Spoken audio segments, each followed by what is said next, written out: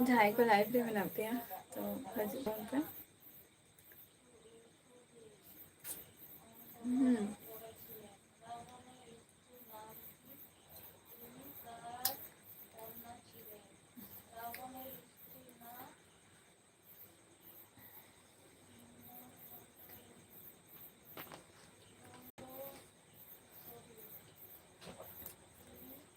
जोहार गया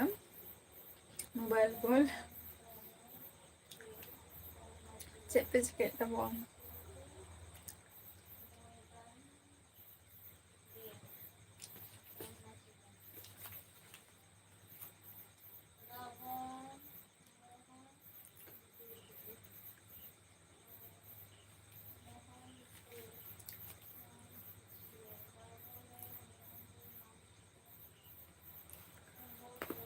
चेक पे चिकेट तब मोबाइल को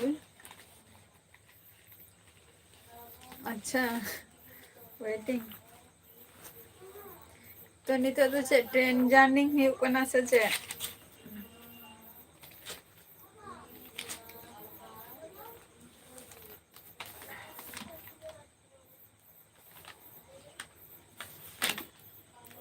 ट्रेन जर्नी हुई कना से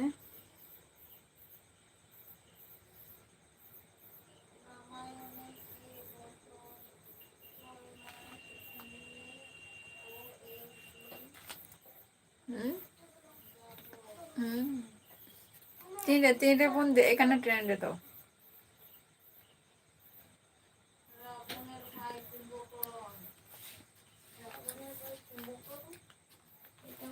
तीरे पुन दे कना ट्रेन रे तो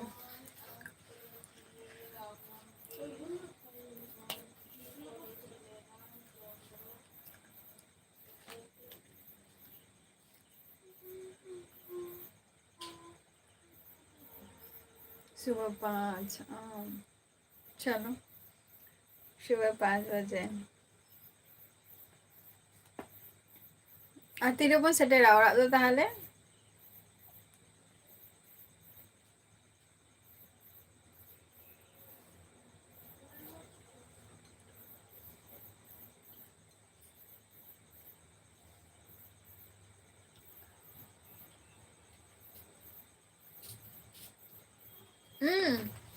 दुष्टू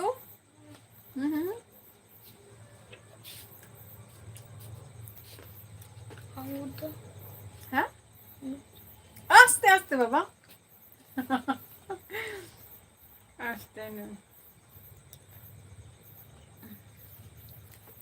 अच्छा अच्छा हेडक्वार्टर चेम ले क्या ले में हाँ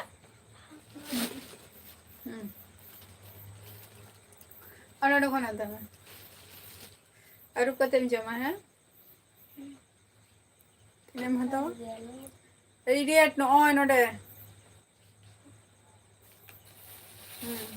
जैसे तो बांगा और बाम और कते जमा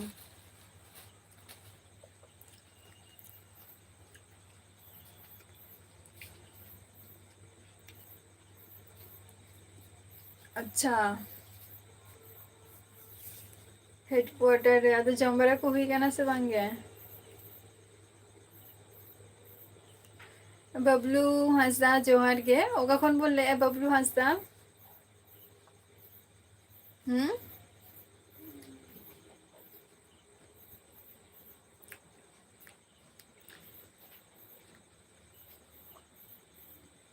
सेता कौन जम के बांग हुई कहना मोबाइल को मान सिंह जोहार के ओका कौन बोल ले 10 बजे अच्छा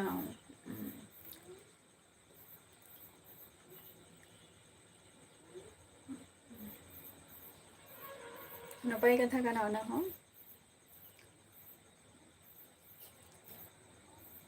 अच्छा पुरुलिया खोई बा चलो रेडी साराओ अच्छे को बन चिकाई गया बबलू हंसदा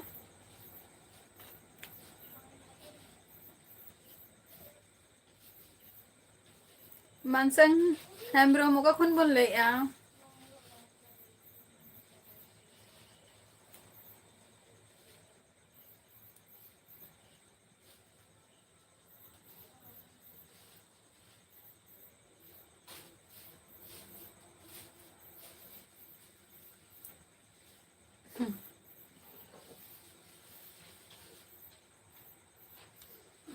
जोहार के मनमोहन चेक लेका मेना मिया तेहन आबार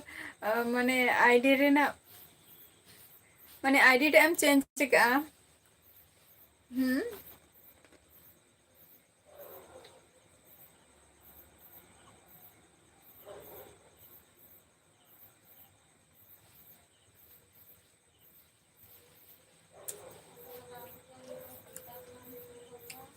चेक लेका मेना मिया मनमोहन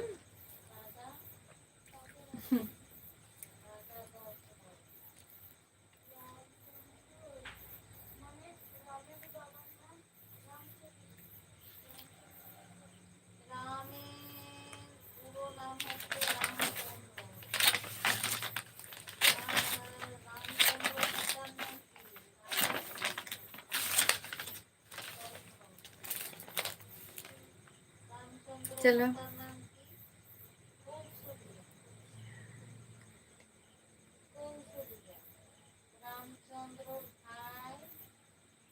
बहन बुझो लिया मोबाइल कॉल बबलू चेकुम चिकाई गया आर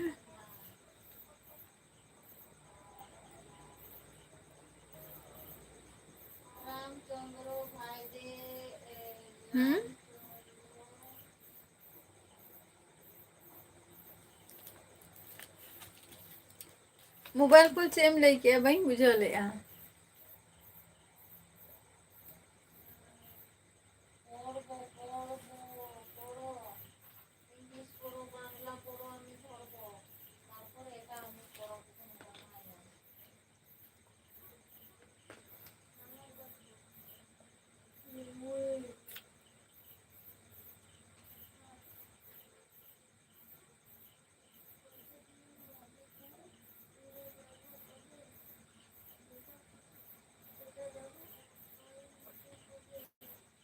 चांदोली खोन हेमब्रम जोहार के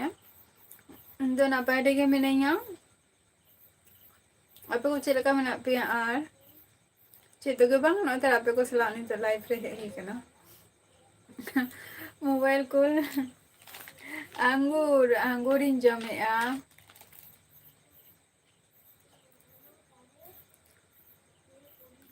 लव मुर्मू जोहार के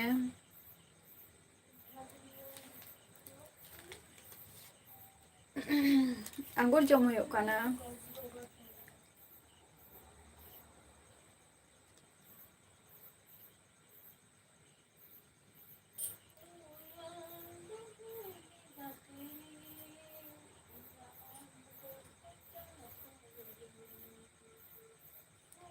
करना माझे जोहार के ओका कौन बोल लया सगुन दारा मिया लाइव स्ट्रीम रे आर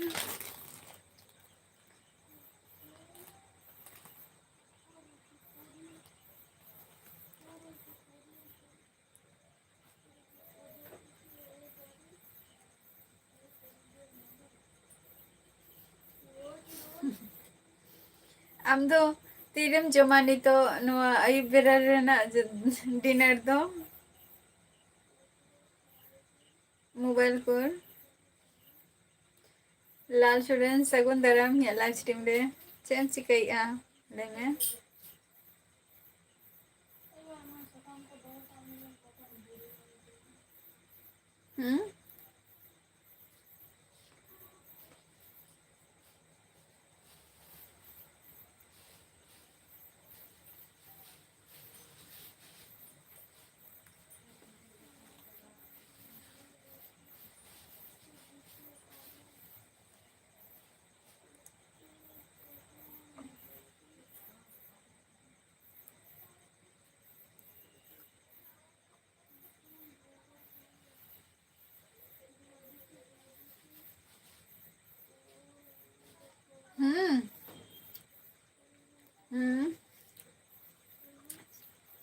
चला गया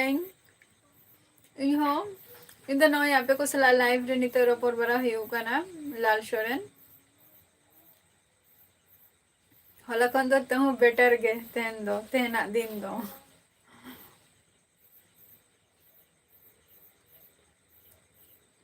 अच्छा करना अच्छा रायरमपुर खन अड़ी सारहाव आ चे को बन चिकाई गया फनी कॉमेडी @ फनी कॉमेडी जोहार गया कखन बोल लइया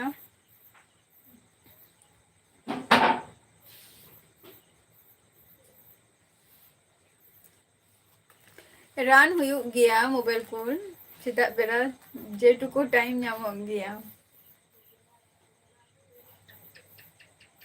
चेदो के बांगे होला दो चेदो के बांगे माने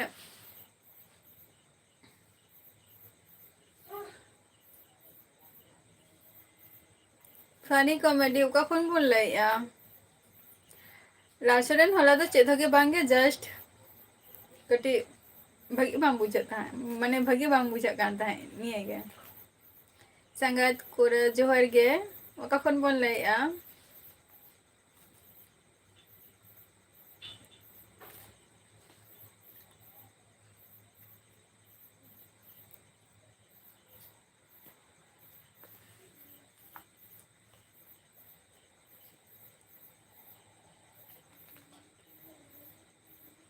अच्छा बिहार खोय अड़ी अड़ी सालहाव संगत कोरा आज चेक को बन चिकाई गया अच्छा करना ओरा दो हुयुग कना वेस्ट बेंगल नदिया डिस्ट्रिक्ट कान तालिंगा ना ओरा दो और दिसोम ओरा दो उड़ीसा कान तालिंगा कल्याणी पे आंजम का तो आले दो ओडे खन तले सुर गया मोटामुटी 15 থেকে 16 किलोमीटर दास सोरेन जोहार गे चला का मेना बोना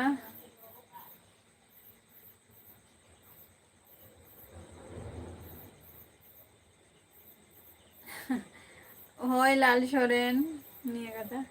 तेहन तो नापाई गे होला तो कटी प्रॉब्लम हुयुग कान ताहे हेल्थ रेना तेहन तो पूरा फाइन गे रवि रहला जोहार गे और तुम बाम नाम ले रवि रहला अंगूर जमे अंगूर फल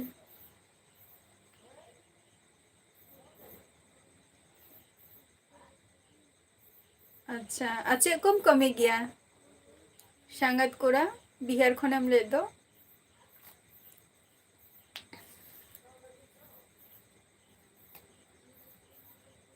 अच्छा उन्हें न्यूज़ पे आंजम का गया जहाँ माने आरएल आरएल बरफ तैयार की ओरा जे रपुद कान ताकुआ तो सरकार खन onte onte सरकार खन हेल्प को नाम गया तो संतोष जोहर गे चेम चिकाइया संतोष अच्छा फेसबुक रे मिटंग गिद्रा हा पिक्चर रे मेमे उनी तो कोई कनाय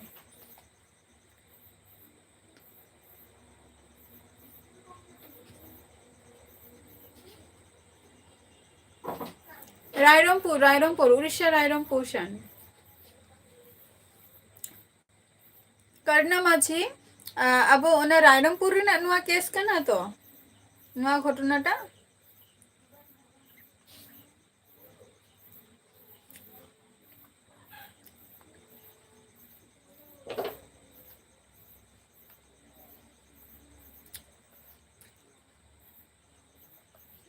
ओ इंदे मोनी इ पाले आमी गिद्रा कनाय संतोष उनका मने था उना खातिर कुली के मिया आदिवासी एसटी चेदगे बांग अदर आपे को सला रोपर बड़ा हिउ कना और आपे को चलका मेना पिया आदिवासी संगत कुड़ा इन तो वेस्ट बेंगल नदिया डिस्ट्रिक्ट को नहीं लाई अच्छा मा हटिंगा बनोई चेदा बांगे हटिंग जम दो नापाई गया रवि रहला हटिंग जम दो नापाई गया होय अदो बई बड़िया ना ओनते तिना कते को एमा को गया जे नोआ को प्रॉब्लम हुई लेन खान जे होय दाते निया को तो तिना गान टाका को एमा को से ओना दो ओरा को तैयारा को रवि रहला हटिंगा बनोई चेदा बांगे एकला जम दो बाम भगिया बांगे लाइक औरिया आर के जोहार गे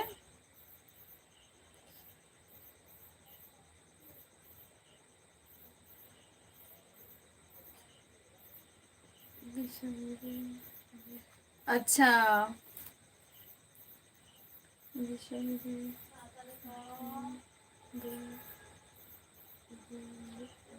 अच्छा अच्छा अदो सरकार खन हेल्प पे नाम गया से बांगा उनते दो करना चलो बेस रेगे तहन तबो प्यार आदिवासी नारायण सोरेन जोहार गे संगत कोरा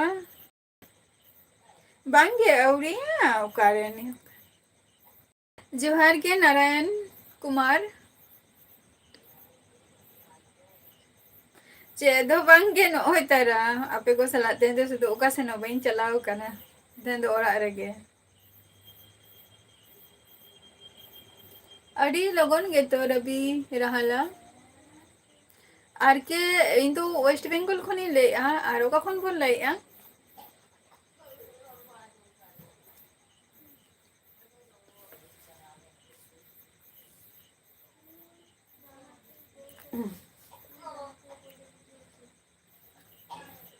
नारायण सोरेन इन दो नापाय रेगे मिनैया आपे को चेद लका मेना पिया अच्छा आर के आसाम खनेम लेया अड़ी अड़ी सारहाव अच्छे को बन चिकाय गया नापाय गया ले और नितो तो चेम चिकाय नारायण सोरेन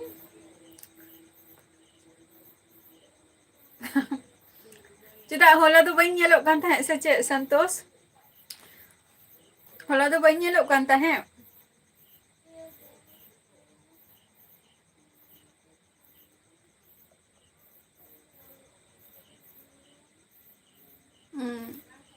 और तीना गान उनते तो टाका को नाम गया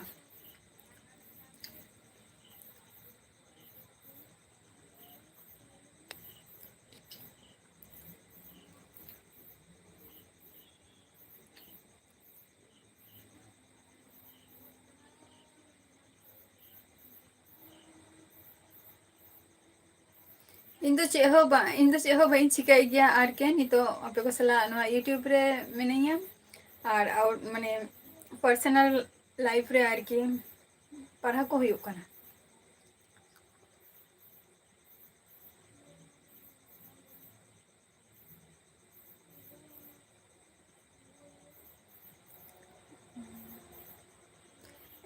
स्कूल कॉलेज में बांगे बांगी हताव का मोबाइल को ओना को तो बई हताव का स्कूल कॉलेज रे ओना को तो बई हताव का जस्ट स्कूल टाइम रे एथलेटिक्स इन करावता है निया टुकु गे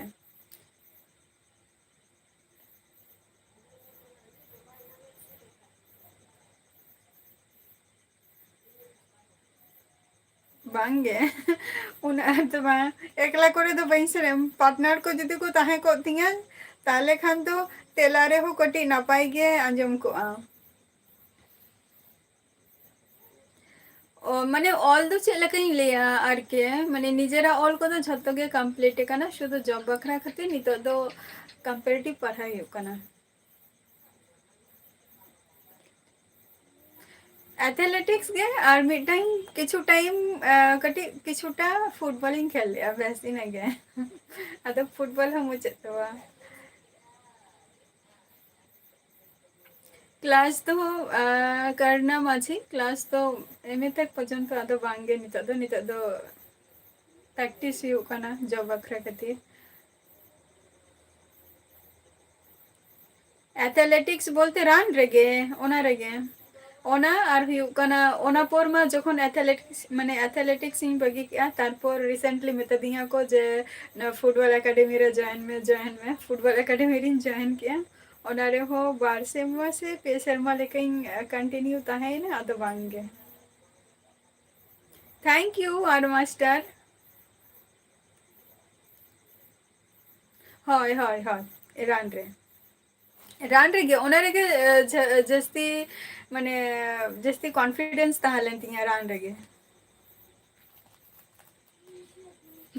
माझे माझे ओना दो ओड़ा रे गे आर के ओना दो ओड़ा रे गे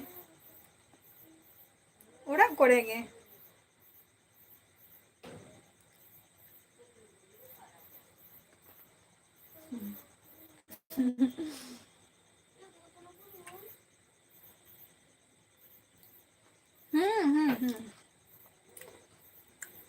उनी मेदामन दो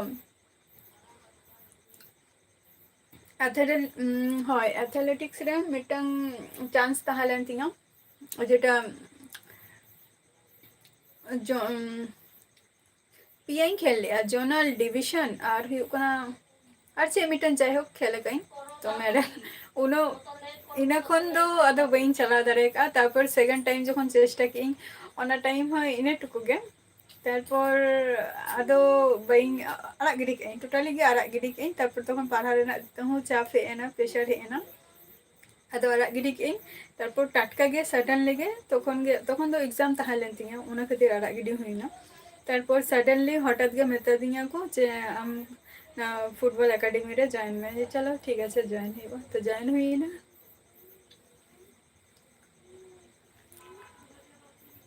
चेद हो गया बांग नोय तेरा पे कुसला रोबोट बरा हुई कना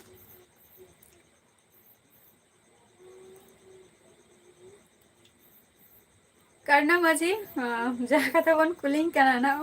ओना लिगे द फेसबुक रेना लिंक ही एमका तो ओंडे चलाते जॉइन तब पे जतो किछु डिटेल्स आपे को लगी मेना का ओंडे ना तो ये रिक्वेस्ट करना ना आपे ठेना की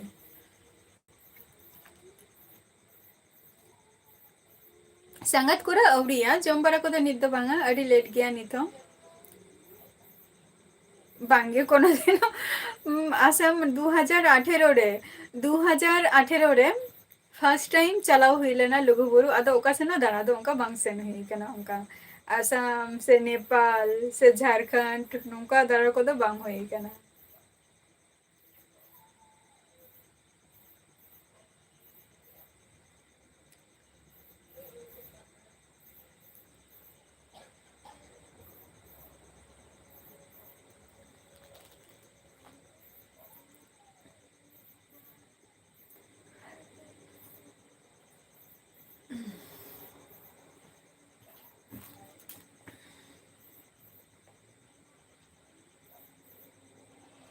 संगत कुरा इंदु नदिया जिला नदिया डिस्ट्रिक्ट हजुआई आर के हजुआई चेदा बांगे उनका ना जुदी सुजोग जुदी न्यामा तो सुजोग द बइंग हाथ छाड़ाया चला गई उनका ना टाइमिंग जुदी हजुआ जहाँ से उनके जुदी मेता को खान माने फैमिली जुदी मेता को खान जे चलो चला अब चला तो ठीक गया अब नितो खन चे एम दाराया जमाई कथे दरान में ना जमाई को अधिक कथे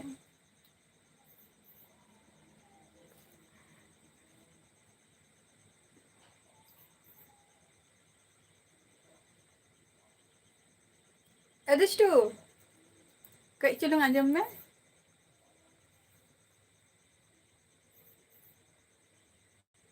मनमोहन ले तब पे तब संतोष बम ले दो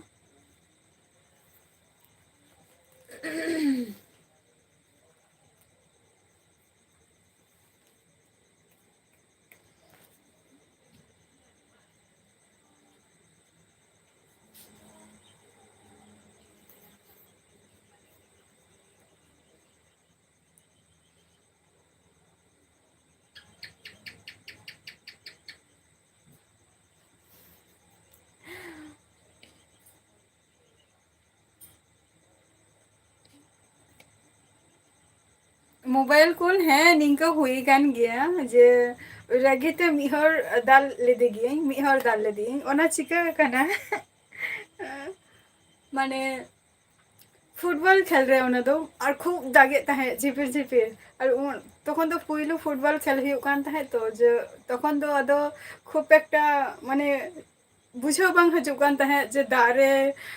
खेल लें खान जे बॉल चेला का ओकरम थिए लें खान जे ओना ठीक मतो चला नोआ सेंस टा बांग तहा लेना तखन अदो तखन दारे खेल हुई कान तहे अदो मिटंग माने जहां टीम सला खेल हुई कना तो उनको इगे मिटंग और उनीगे माने या ताइनम रे तहा लेना जर्सी नोका ओढ़ के दिंगा से आदो नोका जखन ओढ़ के दिन खाने इहो पूरा return action back and thing I हुई डाल के दिया पूरा आदो येलो कार्ड दिखा दिंगा येलो कार्ड दिखा दिन खान तारपर आदो चलो आदो इन मेते कना आज चेदा इन जर्सी ओराई चेदा ए ओराई आदो निंका कते तारपर पोरेते बाना हर मध्य रे बुझा पड़ा हुईना बेस निंका निंका मिटम हुई कना जे दाल उतर ले देगे माने निया फुटबल लाइफ रे किछु किछु जिनिस मेनाने जे अडिगन किछु गे हुई कना जेटा स्मरणीय कते मेनानी ओना दो नोडे दो बांग ले गानो हाँ हाँ करुणा माझे हैं ठिका कादे गियाई सिधु साधु साधु मारांडी बा हाँ हाँ ठिका कादे गियाई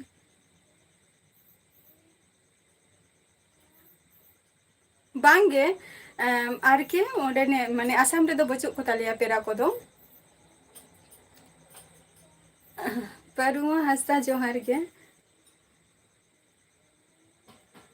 अच्छा चलो अड़ी नापाय आर के मास्टर आज चेक को चिकाया नितो हय सारी के मोबाइल को नौकाना मिटन माने परिस्थिति तैयार लेना किसी किसी दृश्य में आनी जेटा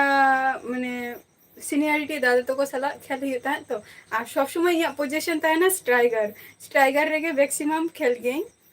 और जर्सी और तो बई कुछ आ गया बट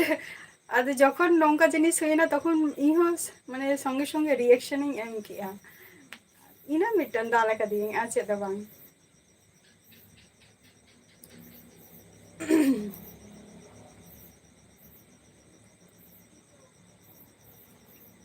राजू जोहार के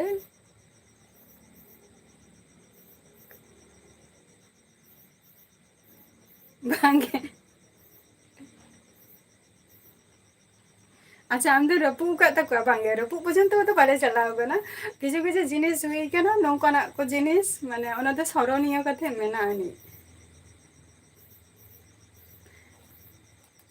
इट्स मी है सगुन दाराम याद स्ट्रीम रे बांगे संगत पूरा ओडिया निथो धीरेन मुंडा जोहार के थैंक यू बाहा मला जोहार के चला का मेना मिया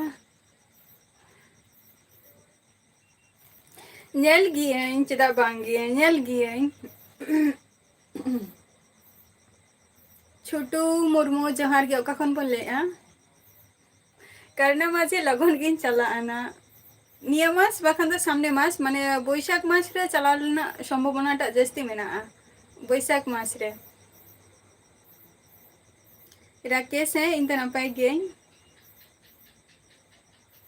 अच्छा नपाय गे बा बाहा माला चेदोगे बा नो तले आपे को सला रोपर बड़ा हुयो गान ता है किछु गल्प ले ही कथा है चे को चिका काना इनगे मैच रे चे को हुयोता है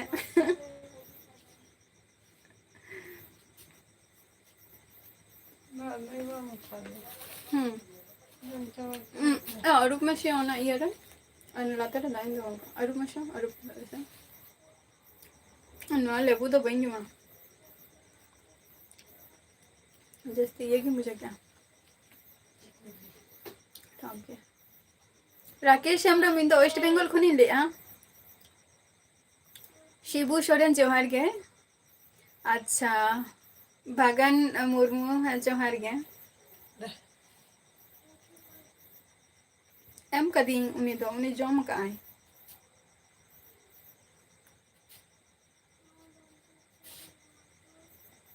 बांगे राकेश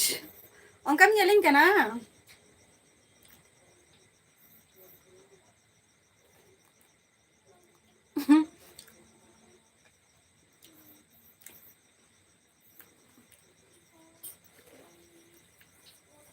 ओकोय ओकोय हुयुक कना ओनागे नित हो बइन बाडया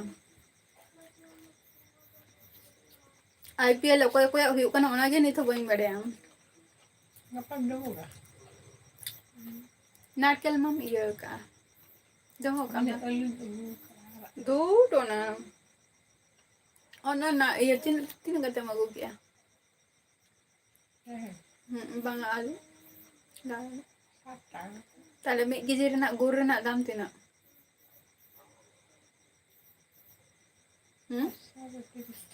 tale ona honiya hoti na ge 500 से 30 টাকা ge गुड़ और नोआ गुड़ सलाद दो जम गया नोआ तो सब समय अलग बाय ᱧᱟᱢᱚᱜᱼᱟ नोआ बाजार रे नता अवेलेबल गे गुड़ गे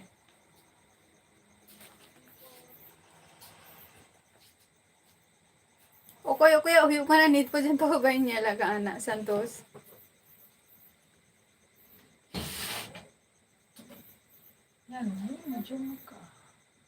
बाई नेले का चेद हलम ले आनी तो चेद होके बाई नेला का नीत पर्यंत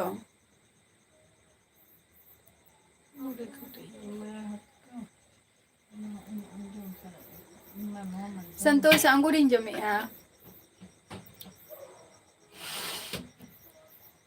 है करना है दिन की हजू का ना मैंने आटा कोई लाइफिंग हजू गया बांगे it's me Odia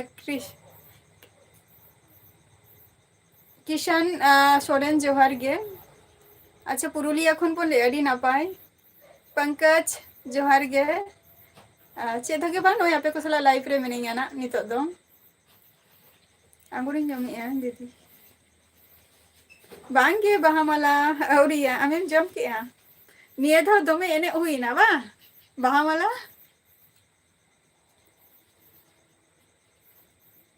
Mandi DJ जोहार गे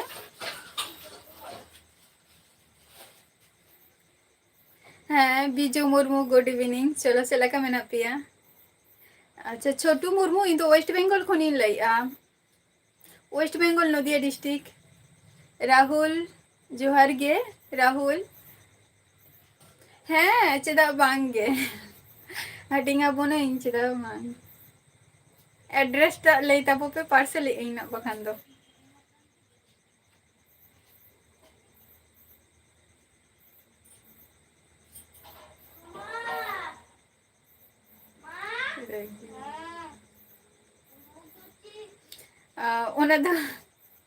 रगी टाइम रे रगी हुआ और शांत टाइम रे शांत हुआ करना अड़ी नपाय गे बा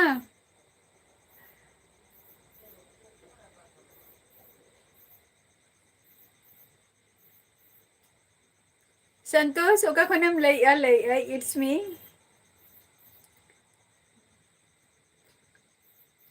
और आमा कोनो कथा के बाम रिटर्न दिया बहामाला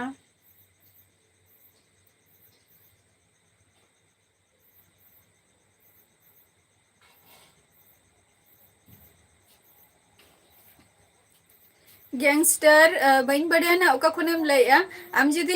एवरीडे जदि लाइव जदिम लिया ताहले खान तो निया कथा बाम लई के निश्चय हम तो फर्स्ट टाइम या लाइफ रे हजू कना ओना खातिर नुआ कथाम लई के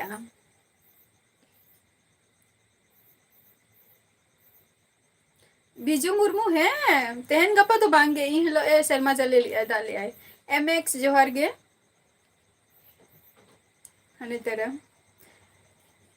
इट्स मी हने तेरा संतल को ये संतोष को दो ले आई ये खोय उड़ीसा को ए ले आई ऋतिक जोहार गे ओका कौन बोल ले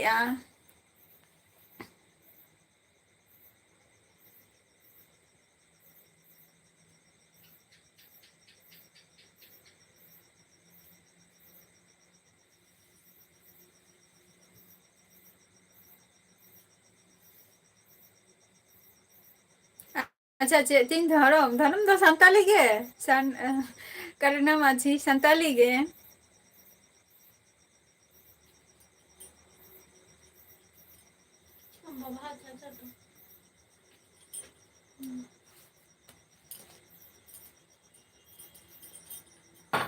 है मोबाइल कॉल है एकना चेदा बांगे हे एकना मोबाइल कॉल पूजन रॉय जोहार गे अच्छा मुक जोहार गे पुरुलिया डिस्ट्रिक्ट खोइबा अड़ी अड़ी सारहाव अच्छे को बन चिकाई गया यहाँ लाइफ रे फर्स्ट टाइम है ही कना मार्कुस जोहार गे उन्हें तो ना तो नोटे तो बांध लेगा नो मोबाइल को नोटे तो बांध लेगा ना तो पर्सनल चीज करना से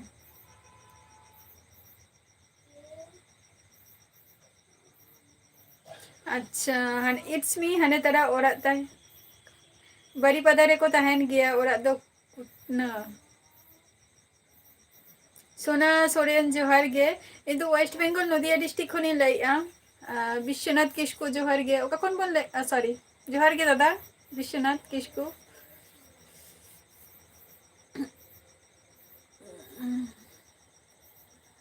चलो इट्स मी या लाइफ है मरा रे चेम चिकाय ता है आम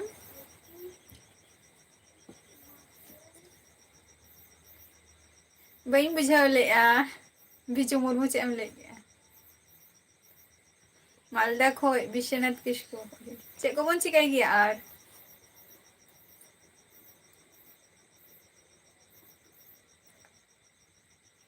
अच्छा तो चलो अड़ी नपाय कथा कना जे वेस्ट बेंगल खन बन ले अलीपुर दुआर खोय तो निया कथा गे होतो अलिंगा लाइव तेहन अबिन बिन नेले आ निया रेगुलर लाइव दो बबिन नेला का मोने हियो कना नेल खाने बिन तले नौकन कथा बबिन लाई किया अच्छा बेंगल अच्छा चलो होय बिल्कुल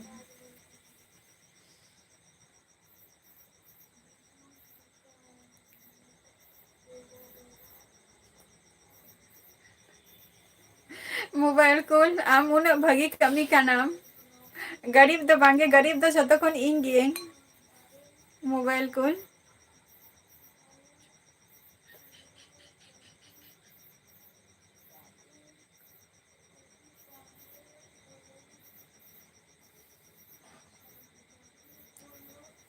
अच्छा हॉस्टल रिंग कोरा सला बा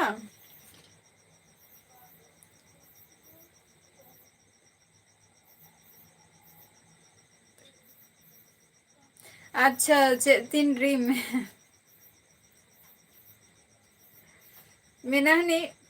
चेलाकाते मिटन कमी ᱧᱟᱢᱟ ᱱᱚᱣᱟᱛᱮ ᱢᱤᱴᱟᱝ ᱠᱩᱠᱢᱩ ᱢᱮᱱᱟᱜ ᱛᱤᱧᱟ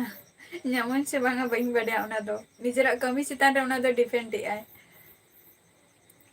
ᱱᱤᱭᱟᱹ ᱢᱤᱴᱟᱝ इच्छा मेनाᱜ ᱛᱤᱧᱟ ᱠᱟᱨᱱᱟ ᱢᱟঝি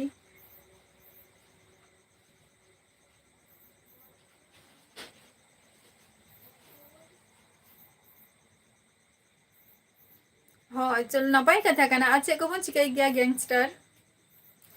ᱵᱟᱡᱩᱱ ᱦᱟᱸᱥᱫᱟ ᱡᱚᱦᱟᱨ ᱜᱮ ᱪᱮᱫ ᱦᱚᱸ ᱵᱟᱹᱧ ᱵᱩᱡᱷᱟᱹᱣ ᱞᱮᱜᱼᱟ ᱪᱮᱫ ᱮ ᱞᱟᱹᱭ ᱠᱮᱜᱼᱟᱭ इट्स मी बजून इन दो वेस्ट बेंगल खनी लैया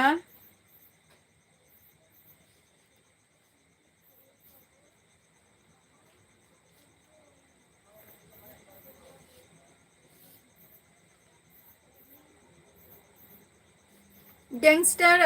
नोडे दो झतो होर खातिर गे माने आपे को सला रोपर खातिर गे लाइफ रे मिनिंग तो लेता हो पे और जुदी ओंकाना जुदी खूब गे प्रयोजन बा इम्पोर्टेंट कथा जुदी मेना खान ताहले खान तो फेसबुक रे चलाते जॉइन ताबो पे ओना दो लिंकिंग एम का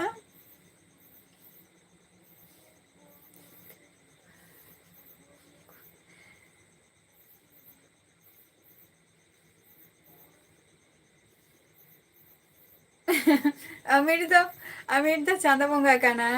लाल सोरेन इहो मिटन गरीब गे कनाई उना दार दो बइन किसर गया किसर ताहले खान थोड़ी इन यूट्यूबिंग कराओ किया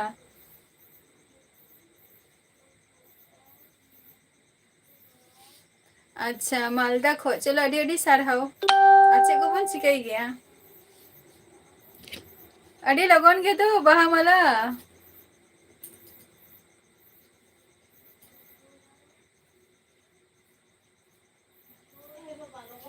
सुरेंद्र जोहार गे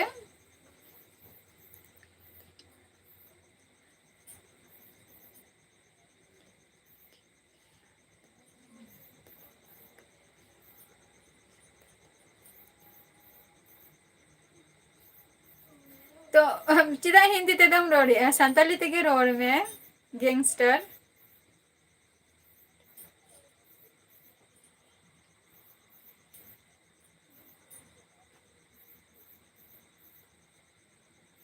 अच्छा मोबाइल को ट्राई ले आम अच्छा तारपर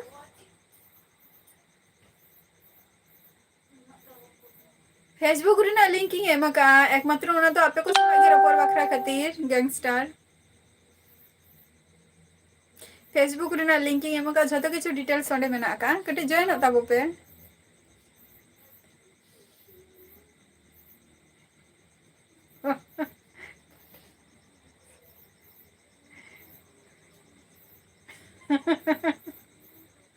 अच्छा अच्छा है करना कर्णा माझी हैं चेदा बांगे चेदा बांगे भेजा यहीं चेदा बांगे नारायण मुर्मू जोहार गे जब द औरी यानी तो जब द औरी ᱧᱟᱢᱟᱱᱟ परफेक्टली भावे दो नारायण मुर्मू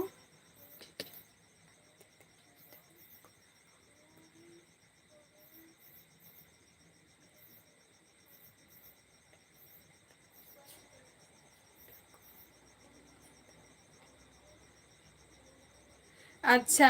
कॉलेज रिंग कोड़ा को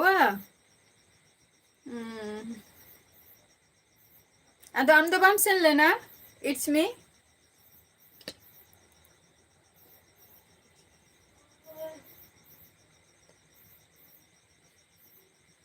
बांगे बांगे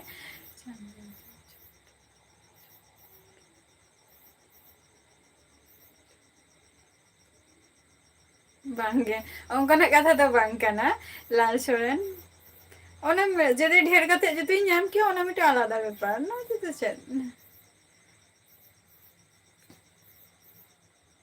बांगे बांगे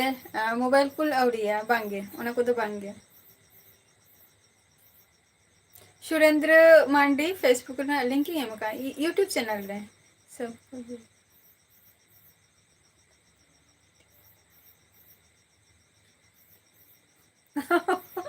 अच्छा जहाँ अच्छा बाहामाला ले जहाँ को लाइफ रे मेना पिया तो जत को गे कटी लाइक गोद का पे रफर कान तब पे बाको लाइक खान दादो चे इन मेता को बाहामाला ना मा बुझाव दरकार काना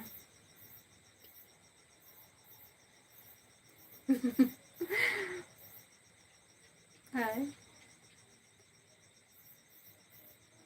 दैट इज बैग जोहार गे अच्छा एम का इन यूट्यूब रिकिंग एम का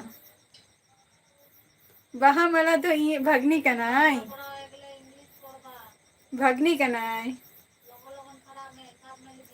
आई मा तो दीदी ही तले आई तो अले तो सुर सुपुर पहिल क्वार्टर रेले तहा लेना ले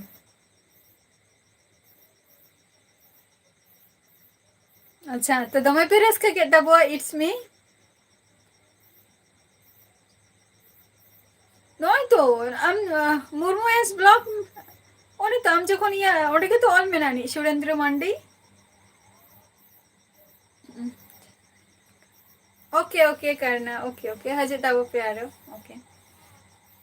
सुमित जोहार गे होय अड़ी दिन परे गे बाहामालाई हे नाय अदो उनी हो बिजी रे गे मेनाया तो कई झतो को गे निजेरा प्रोफेशनल कमी रे बिजी को ताहन गया को ओना तो ताहन गया होय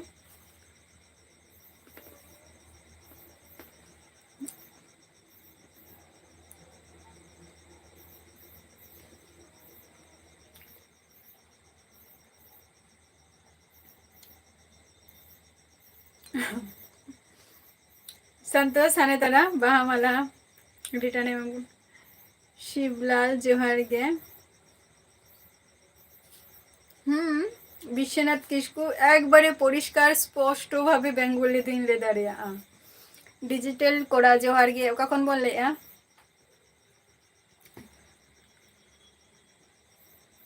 कि जनी लहारे ताहले ना ऐसे ओकरे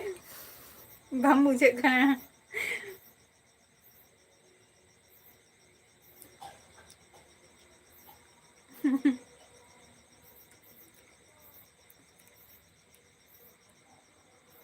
कमी कांता है एम नहीं होकना बाहामाला हने संतोष को ले मियाई माले में ओगा कोने उन लइया लिया को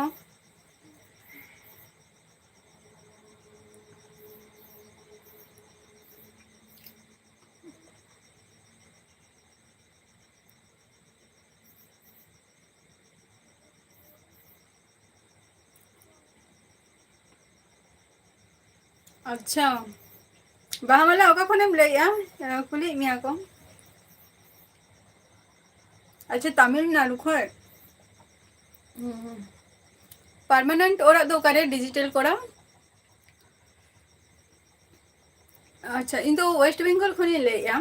वेस्ट बंगाल नदिया डिस्ट्रिक्ट खनि लेया जहाँ कल्याणी पे आंजम कान ओडे खन दो मोटामुटी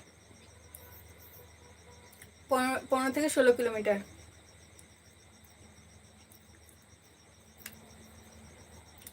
विश्वनाथ किस्कू यहाँ नितुम दो हुई कना विद्या देवी आंजम के आम तो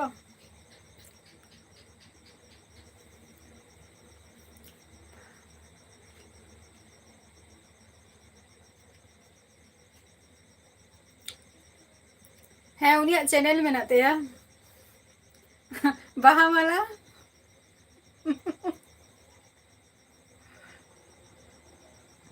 चेदा के बांगे सिबला लापे कुछ लाडो पर बोला है क्या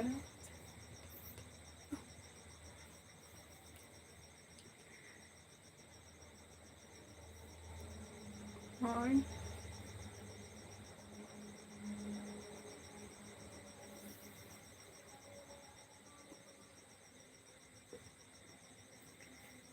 बाहा माला नितो दो आमा क्लास को हतावाना मोने ही कना झारखंड ओका जाएगा रे ओका आटो लिया को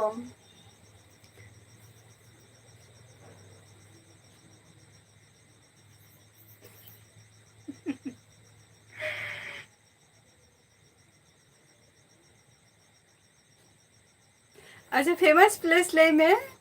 डिजिटल बाद बाकी तीन गान पे जॉइन करना बई बड़े ना जॉइन तब पे रपोर तब पे कोनो असुविधा बचुनी बट इन जहाँ कथा लैया ओना तो झतो सारी कथा के कना हमें तरफ पर्सनल वाईटी चैनल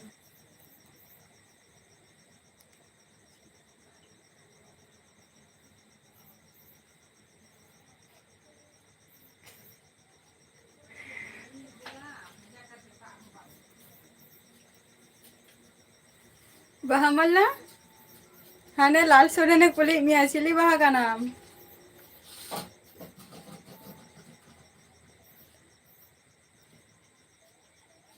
बई बुझाव लिया शिवलाल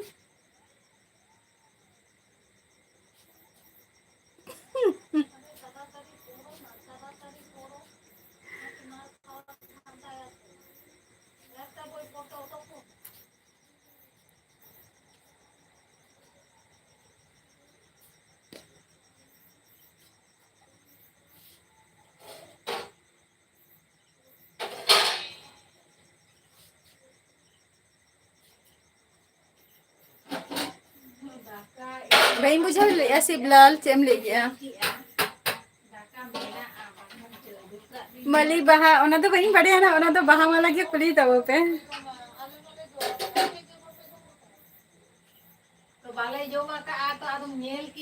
बेस्ट सिंगर अड़ी ना पाए हनी तरह ले के आई बहा माला स्कूल को कभी भी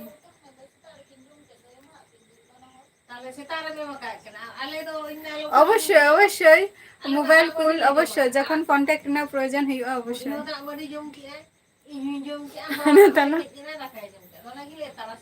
बहामाला रेडी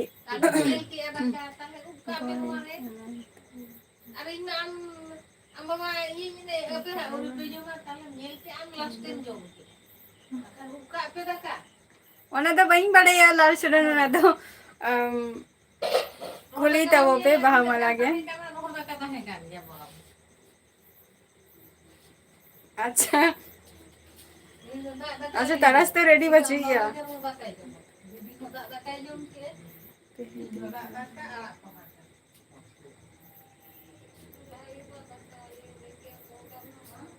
बांगे शिवलाल बांगे पहली बार तो बांग का ना नोआ लहारे हो लाइफ रिंग है कांतिया चुनु मुर्मू जोहार गे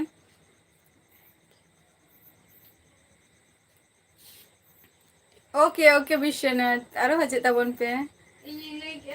संतोष रेडी गया पाहेलो दोहो का भी दाका साला जुदी मिसा करते को जोम खान बुगी बंधा अड़ी दा दोहा ओना रे दुला सो अच्छा झतो होरी माली तो बांग का ना हिसिर होई का ना हिसिर होय अच्छा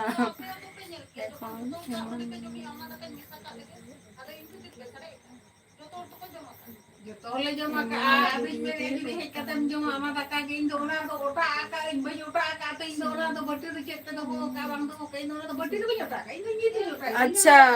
एमन पे एने किया तार माने धुरी रे माने नोंका पे धुरी पे ओटांग का चिन्ह के बापे नाम करता है बा it's me ini itu otak ketinya ini ala utuh hello ini orang khatir orang itu otak ketinya nyam keting le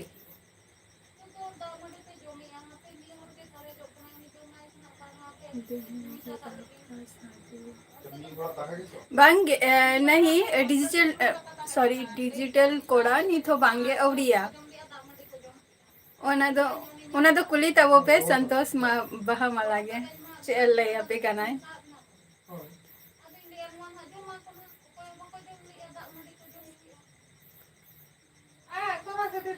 अच्छा मैसेज फॉरवर्ड कइंदा अच्छा लाल बाहा मला लाल सोरेन मिटंग मैसेज मेता में ताहे बाय बने बाम ले लिया ओना रेना आंसर में बाम ले लिया कुली के मिया जेटा बॉय का नाम से वाला की कोंडा बाहा ओना कुली के मिया रिप्लाई बाम में मा दिया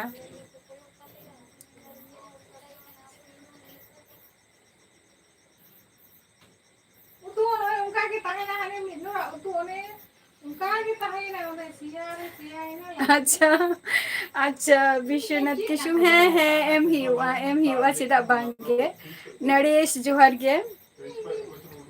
एम हुआ सिंगर बॉय जोहर गे अच्छा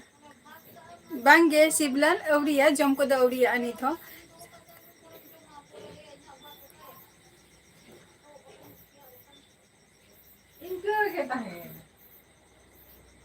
बइन बुझाव ले शिवलाल सेम लेके चलो आरती सब पे चला तब इट्स मी ओड़ा रे दो अडिगन हरगे मेना को 10 जन चेतान रे मेंबर मेना को 10 अप मेंबर शिवलाल बाहा मला हने को कुली में दो लिया कोम कटी उकारेम ताहेन काना हने तरह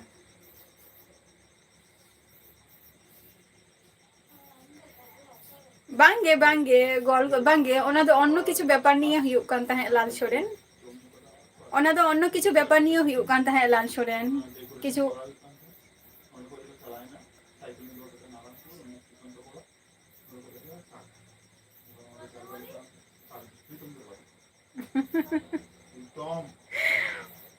ओना दो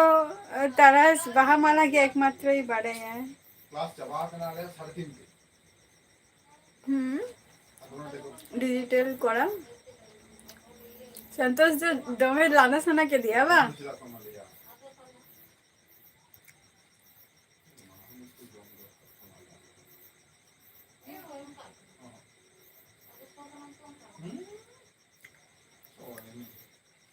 बाहा माला कटी भगी टिक आंसर एमा कम ताहले ताले खान के हुआ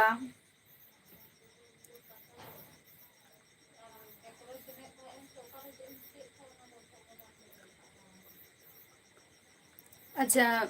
डिजिटल कोड़ा ओड़ा रे दो अडिगान हर गे जेटा हुई कना हातम बुढ़ी गरम बुढ़ी तारपर आयो बाबा बाड़िया भाई इन मिनिया बहुत को मेना को इन मिनिया सब थेके इंटरेस्टिंग माने हर मेना किना जेटा हुई कना गरम बुढ़ी आरे कना हातम बुढ़ी नुकिन हे कना सब थेके कॉमेडियन हर कान तिया किन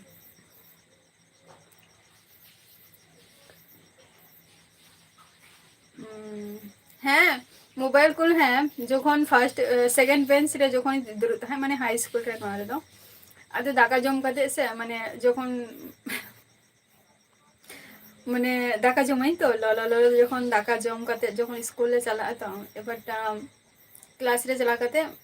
ফার্স্ট টাইম দো বাংলা যখন সেকেন্ড ক্লাস हुआ सेकंड क्लास खन गे आदे जपि सनिया दद्रम सनिया निका हुयुग गया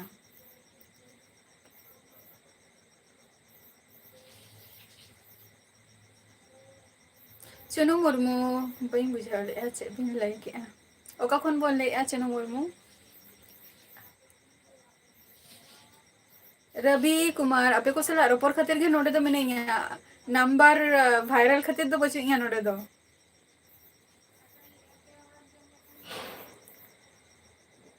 देवीश्वर जोहार गे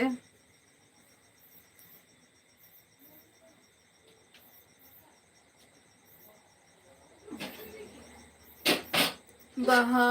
mala acha thank you bangge ora rege Sivlal ora rege minaya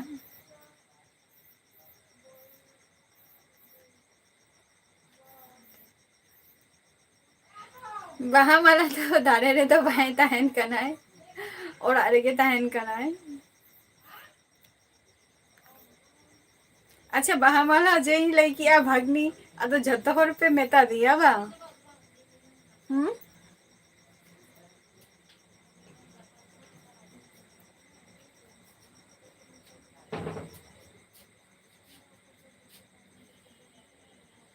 Sarfira जोहर गे राजीव जोहर गे जयपुर चलो नपाई कथा कना जेनिफर मुर्मू जोहर गे हाँ इन दोनों मौज गई आरो का फोन बन लई संजय जोहर गे संजय निहार जोहर गे ओका फोन बांगे ओना खातिर दो बांगे ओना खातिर दो बांगे करना ओना खातिर दो बांगा ओना दो माने मिस्टेक हुई कना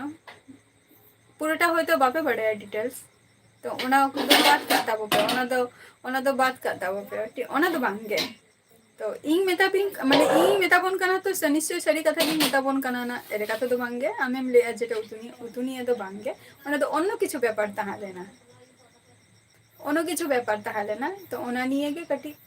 রাখা ফেনা संजय अच्छा थैंक यू ओ कखन बोले संजय माहिर रोहित हेम्ब्रम जोहार गे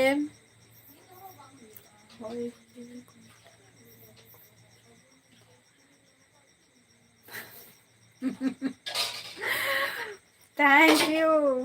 आम बाहामाला आम हो बाम कमतिया हेसे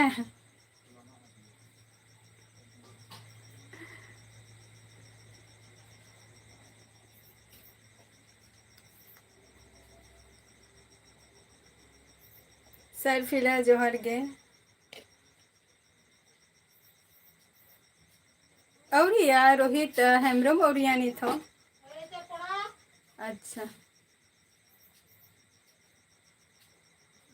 एम किसको इन तो वेस्ट बंगाल खुनी ले आम तो का खुनेम ले राजू जोहर गे राजू वेस्ट बंगाल खनारी नापाय निरंजन किसको जोहर गे थैंक यू सरफिरा जोहर गे राजू ओ कखन बोल ले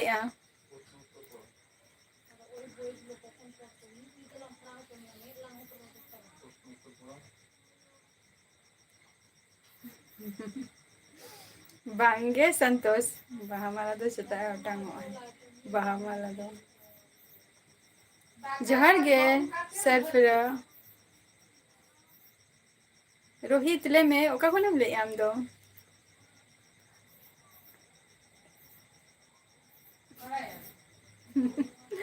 बाहामाला हर मीटिंग शायरी लाइन में ताला से में तम करना है जियो अच्छा थैंक यू ओका कोनम ले रोहित लखींद्र हंसदान हो आप को सलाह रोपोर पर ही कोना अच्छे तक बांग रांची में अच्छा रांची कोनेम ले सरफरा अच्छा अच्छे कम सी गया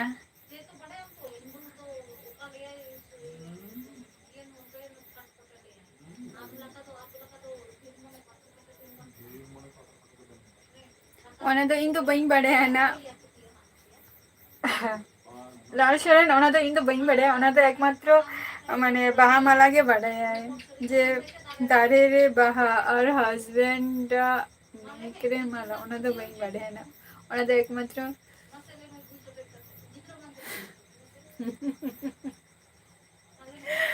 बाहामाला लई आछे ए जे भाई जोहर गे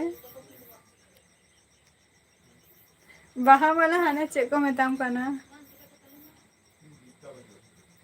और मिटिंग शायरी लई में कितने को स्कूल रे दो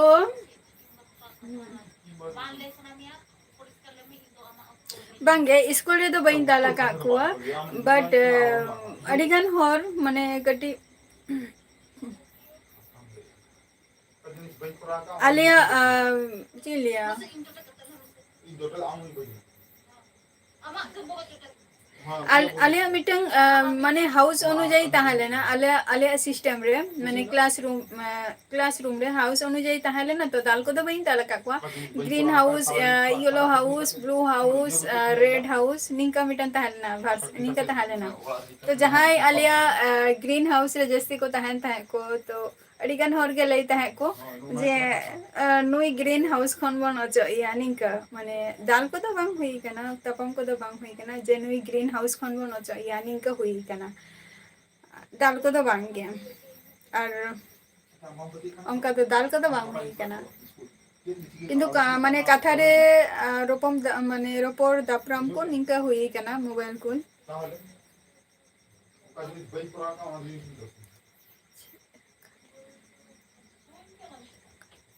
माने चेत राकब लेना ओना तो एटा किछु राकब लेना कथाटा तो एटा किछु लाल सोरेन एटा किछु ओना तो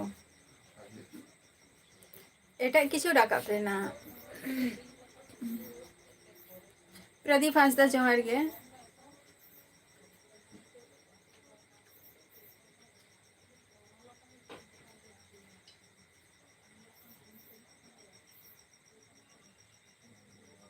इंदु वेस्ट बेंगल खनि लई सरफरा प्रदीप ले मे ओका खनि लई थैंक यू बहामाला जतो होरवा औरिया ए जे भाई औरिया नी तो जोम को दो औरिया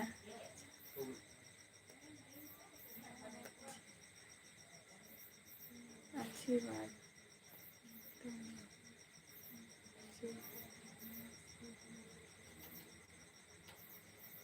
भाई बुझो ले सिवला चेम ले लिया अच्छा राइसेन बेसरा चलो मयूरभंज खन रेडी सारा इन वेस्ट बेंगल खनि ले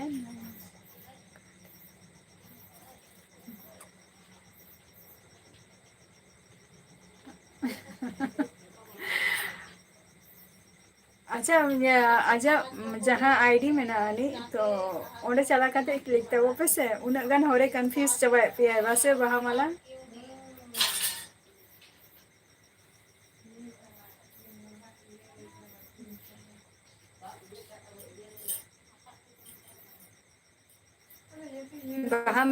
बहामाला जहाँ पिक्चर में ना आनी ओंडे चला करते क्लिक करते नेल तब पे जे वीडियो को ताई कन्फ्यूज रेना दो चेक कना डाउटली हियो कना तले ओना कंफर्म चिकते हियोआ कंफर्म तो हियोआ देव नारायण जोहर गे इंदो नदिया डिस्ट्रिक्ट खने ले आना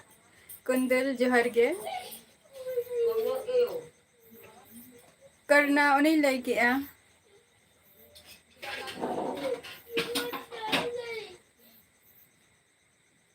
हाय उन्हीं लई किया से संतोष उन्हीं लई किया से म्यूजिक कहीं लई किया तो जे बहामाला दो कोई कना बहामाला दिन लई के तो जे मिटम भागनी कना ओना खातिर पाचे पे रपोर कांता रपोर ताबो पे ओना हो ठीक गया उनी हो मिटन चैनल में ना ताया ना दो आजा चैनल कांताया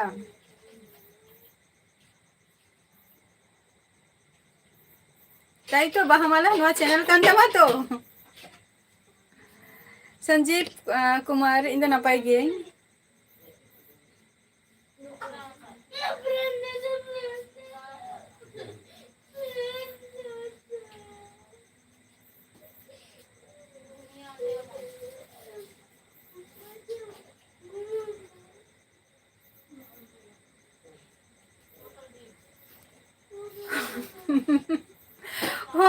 যে উনি ঠিক আছে তো নিয়েলটা পপে কোনো অসুবিধা বলছে উনি লাল সরেন কোনো অসুবিধা বলছে উনি যার যেমন ওনা তো তাহেন গিয়া নিয়েলটা পপে কোনো অসুবিধা বলছে